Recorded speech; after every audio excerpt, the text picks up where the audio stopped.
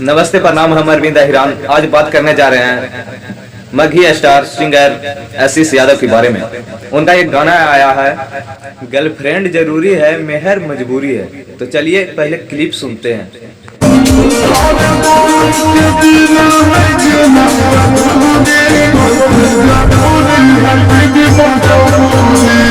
गाना तो सुन के पता लगा लेते हैं सिंगर आशीष यादव, लेकिन राइटर को नहीं जानते हैं। राइटर कौन इतना बेहतरीन गाना लिखता है। तो आपको बता दें कि इस गाना को लिखे हैं अनंत प्रकाश भैया ने।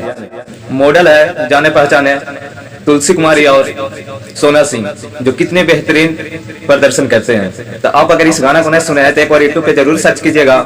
और अगर आप इस गाना को सुन लिए हैं तो किस तरह का गाना है, आपको कैसा लगा इस गाना को हमारे कमेंट बॉक्स में जरूर बताइएगा। और इस मेरा वीडियो को शेयर कर दीजिए। मेरा ये पहला वीडियो है जो आशीष यादव जी के गाना को बता रहे हैं बारे में।